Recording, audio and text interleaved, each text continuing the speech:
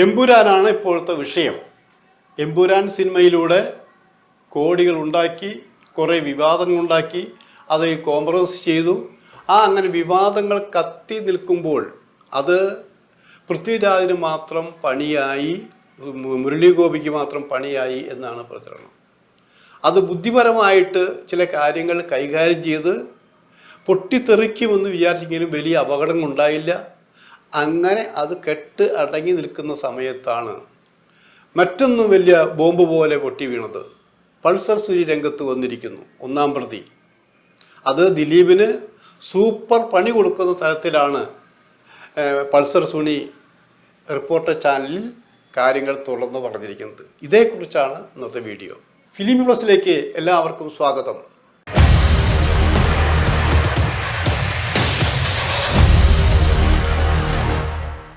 ഒരു പ്രശ്നം ഇങ്ങനെ കുത്തിപ്പൊക്കി അത് കണ്ട് ആസ്വദിക്കുന്നവരുണ്ട്.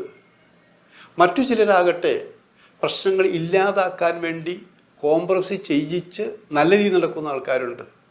അപ്പോൾ ദുഷ്ടശക്തികൾ നിലനിൽക്കുന്ന ഒരു രാജ്യമാണ് ഇന്ത്യ. മാത്രമല്ല, ലോകത്തെല്ലായിടത്തും ഈ ദുഷ്ടശക്തികളുണ്ട്. അത് പല രീതിയിലാണ്.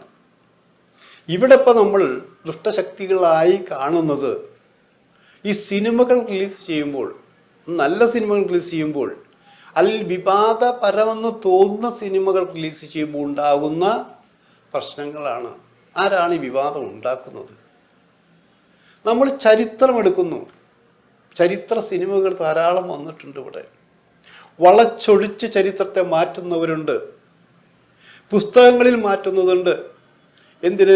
മഹാത്മാഗാന്ധിജിയെ വെടിവെച്ച് കൊന്ന ഘാതകന് പരിവേഷം, രക്തസാക്ഷിത്വം കൊടുത്ത് അതിൻ്റെ പരിവേഷം നടത്തുന്ന ആൾക്കാരുണ്ട് ഇവിടെ.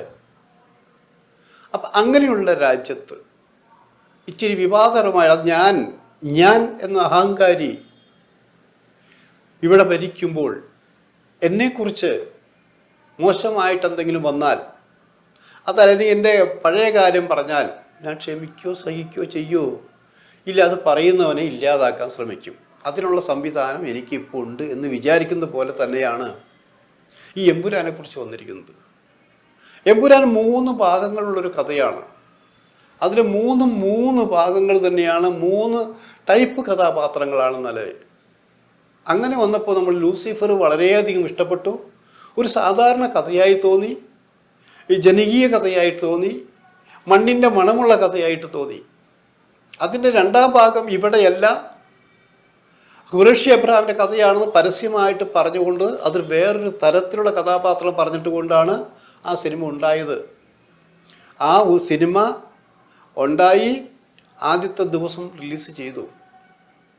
റിലീസ് ചെയ്തപ്പോൾ വിവാദങ്ങൾ എവിടെ നിന്ന് വന്നു എന്ന് നമുക്ക് എപ്പോഴും പറയാൻ പറ്റില്ല. ഞാനിപ്പോഴും പറയുന്നത് വിവാദങ്ങൾ എവിടെ വന്നു എന്ന് പറയാൻ പറ്റാത്ത അവസ്ഥയിലായി. ഒന്നാമത്, ഇവിടെ ഭരിക്കുന്നത് BJP ഗവൺമെൻറ്റാണ്, കേന്ദ്രം ഭരിക്കുന്നത്. അവർക്ക് ഇഷ്ടമില്ലാത്ത പല സിനിമകളെയും അവർ വേണ്ടെന്ന് വെച്ചിട്ടുണ്ട്. അത് സെൻസർ ബോർഡ് മുഖാന്തരം തന്നെയാണെന്ന് ആലോചിക്കണം. എത്രയോ സിനിമകൾ സെൻസർ ചെയ്തിട്ട് അത് മത്സരത്തിന് ചെല്ലുമ്പോൾ ആ മത്സരത്തിൽ പങ്കെടുപ്പിക്കാതെ റീസെൻസർ ചെയ്തുകൊണ്ട് പേര് മാറ്റിക്കൊണ്ട് കളിച്ച സിനിമ. മലയാളിയുടെ സനൽ, എത്രയോ സിനിമകൾ, ചരിത്ര സിനിമകൾ എടുക്കുമ്പോൾ തന്നെ അതൊരു മാറ്റം വരുത്താറുണ്ട്. അങ്ങനെയൊക്കെ നടന്നുകൊണ്ടിരിക്കുമ്പോൾ ഇത്രയും ഭീകരമായ അവസ്ഥയിലുള്ള കഥയാണ് എമ്പുരാൻ്റെ എന്ന് പറഞ്ഞ് കേൾക്കുമ്പോൾ തന്നെ BJPക്കാർ പരസ്യമായിട്ട് രംഗത്ത് വന്നിട്ടില്ല. BJPക്കാർ അങ്ങനെ പറഞ്ഞിട്ടില്ല എന്ന് കേന്ദ്ര മന്ത്രിയും നടനുമായ സുരേഷ് ഗോപി പറഞ്ഞു. സുരേഷ് ഗോപി പറഞ്ഞെന്താ, ഇതൊരു കച്ചവടം ഉണ്ടാക്കാൻ വേണ്ടിയിട്ടുള്ള ടെക്നിക്കാണെന്നാണ് പറഞ്ഞിരിക്കുന്നത്. അത്രയും നിസ്സാരമായിട്ടാണ് സുരേഷ് ഗോപി ഇതിനെ കണ്ടത്. വേറെ ചിലർ പറഞ്ഞത് അപാര സിനിമയാണ്. BJPയുടെ നേതാക്കന്മാരുടെ വരും പറഞ്ഞത് സിനിമയെ സിനിമയായി കാണൂ എന്നുള്ളതാണ്. ആദ്യം നല്ല വാക്ക് പറഞ്ഞ് പിന്നെ വാക്ക് മാറ്റി പറഞ്ഞ കുറേ പേരുണ്ട്. എന്നിട്ടും ഇത് റീസെൻസർ ചെയ്യണമെന്ന് ആരും പറഞ്ഞിട്ടില്ല. സെൻസർ ചെയ്ത സിനിമയാണ്. അതിനുള്ള വിവാദമുണ്ടായത് ഈ സിനിമ സെൻസർ ചെയ്തവരിൽ 5 പേര് BJPയും RSSലും പെട്ട സെൻസർ ബോർഡ് മെമ്പർമാരായിരുന്നു. 5 പേരാണ് സാധാരണ ഉണ്ടാവുക. അവർക്കാർക്കും തോന്നാത്ത, അവർക്കാർക്കും കണ്ടുപിടിക്കാത്ത ചില കാര്യങ്ങൾ സിനിമയുടെ ഒന്നാമത്തെ ഷോ കഴിഞ്ഞപ്പോൾ പൊട്ടി പുറപ്പെട്ടു എന്നുള്ളതാണ് നമുക്കറിയാൻ കഴിഞ്ഞത്, അല്ലേ? പിന്നെ ഇങ്ങനെ പരാതികൾ മാത്രമേ ഉണ്ടായിട്ടുള്ളൂ, പേടിപ്പെടുത്തുന്ന കാര്യങ്ങളേ ഉണ്ടായിട്ടുള്ളൂ. എന്നാൽ എന്തായാലും ഉണ്ടോ? എന്താണ് ചരിത്ര സത്യമാണ്, എല്ലാവർക്കും അറിയാം. ഇത് പറഞ്ഞിരിക്കുന്നത് സംഭവ കഥയാണ്, അല്ല, ഇത് ചരിത്രമാണെന്ന് ആലോചിക്കണം. ഇത് 2002 നടന്ന ഒരു സംഭവം. ആ സംഭവത്തിൻ്റെ എല്ലാ രേഖകളും ഇവിടെയുണ്ട്. അതിൻ്റെ ഒറിജിനൽ ഡോക്യുമെന്റുകൾ വിദേശങ്ങളിൽ കളിക്കുന്നുണ്ട്. BBC അടക്കമുള്ളവർ 2 എപ്പിസോഡുള്ള ഈ ഗുജറാത്ത് സംഭവം പ്രദർശിപ്പിക്കാൻ പോയപ്പോൾ ഇന്ത്യയിൽ അത് ബാൻ ചെയ്തിട്ടുള്ളതാണെന്ന് ആലോചിക്കണം. ഇത് പലരും കണ്ടിട്ടുണ്ട്, ഞാനത് കണ്ടിട്ടുണ്ട് വർഷങ്ങൾക്ക് മുൻപ്. അപ്പോൾ അത് ചരിത്രത്തിൻ്റെ ഭാഗമാണ്. അന്ന് നരേന്ദ്രമോദിജി ഗുജറാത്തിലെ 6 മാസം പ്രായമായ മുഖ്യമന്ത്രിയായിരുന്നു, മാത്രം ആലോചിക്കണം. അങ്ങനെ എമ്പുരാനിലേക്ക് വന്ന് വിവാദങ്ങൾ ഉണ്ടാക്കി. ഈ വിവാദങ്ങളിൽ പെട്ട് എമ്പുരാനിൽ നഷ്ടമുണ്ടായി, കഷ്ടമുണ്ടായി. പൃഥ്വിരാജിനെ കുരിശുമേറ്റ് നിൽക്കുകയാണത്. ആ കുരിശിലേറ്റ് നിൽക്കുമ്പോൾ ഒറ്റപ്പെട്ടു പോയ പൃഥ്വിരാജിന് ഒന്നും സംഭവിക്കാത്ത രീതിയിലാണ് ഇപ്പോൾ കാര്യങ്ങൾ പോയിക്കൊണ്ടിരിക്കുന്നത്, കെട്ടടങ്ങിക്കൊണ്ടിരിക്കുന്നത് എന്ന് പറഞ്ഞ് നിന്നിടത്ത് വേറൊരു പുതിയ സംഭവം. ഞാനിതെന്താ അറിയുക, ഈ സംഭവം നമ്മൾ 1 മാസം നീണ്ടു നിൽക്കണമെന്ന് വിചാരിച്ച ഒരു പൊട്ടിത്തെറി, അതിൻ്റെ ലാഭൊഴുക്ക് 2 ദിവസം കൊണ്ടായാൽ 28 ദിവസം നഷ്ടമല്ലേ? അത് പരിഹരിക്കാനെന്നോണം പുതിയൊരു സംഭവം ഉണ്ടായിരിക്കുന്നു, പുതിയ കഥാപാത്രം വന്നിരിക്കുന്നു. ആര്? പൾസർ സുനി. ആരാണ് പൾസർ സുനി എന്ന് പറഞ്ഞു തരേണ്ടതില്ലല്ലോ. 8 വർഷം ജയിലിലായിരുന്നു. എന്തിന് ജയിലിൽ പോയി? ഇവിടെ നമ്മുടെ ഒരു നടിയെ ക്രൂരമായി കൊട്ടേഷൻ വാങ്ങി പീഡിപ്പിച്ചതിൻ്റെ പേരിലാണ് അകത്ത് പോയത്. അകത്ത് പോയിട്ട് പൾസർ സുനി കുറേ കഷ്ടതകൾ അനുഭവിച്ചു. ജീവന് ഹാനി പോലും സംഭവിക്കുന്ന രീതിയിലുള്ള പെരുമാറ്റങ്ങളുണ്ടായി. ഇതെല്ലാം ഉണ്ടായിട്ട് അപ്പോഴൊന്നും തുറന്നു പറയാതിരുന്ന ചില സത്യങ്ങൾ ജയിലിൽ നിന്ന് ഇറങ്ങി തുറന്നു പറയാൻ ബാധ്യസ്ഥനായി എന്നാലോചിക്കണം.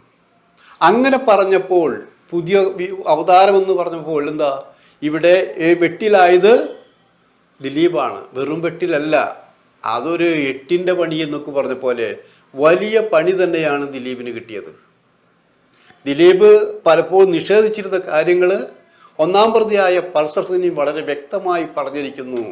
1.5 കോടി രൂപയ്ക്കാണ് എനിക്ക് കൊട്ടേഷൻ തന്നിരിക്കുന്നത്, മറ്റതാണ് മറിച്ചാണ്, ഞങ്ങൾ തമ്മിൽ ആദ്യം കണ്ടിട്ടുള്ളതാണ്, ഏറ്റവും അടുപ്പമുള്ളവരായിരുന്നു എന്ന് വ്യക്തമാക്കി കഴിഞ്ഞിരിക്കുന്നു. ഇപ്പോൾ പണി കിട്ടി ഇങ്ങനെ നിൽക്കുകയാണ്.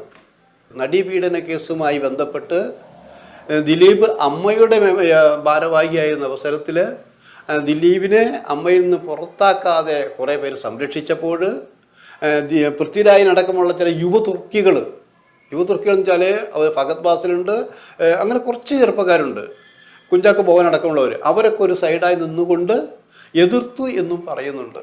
മമ്മൂട്ടി അടക്കം ഇടപെട്ടിട്ട് പോലും അത് നടന്നില്ല. അങ്ങനെ പുറത്താക്കിയില്ലെങ്കിൽ ഈ അമ്മ പിളരും എന്ന് ഘട്ടം വന്നപ്പോഴാണ് ഒരു ഡിസിഷൻ എടുത്തത്, മമ്മൂട്ടി അടക്കമുള്ളൊരു ഡിസിഷൻ എടുത്തത്.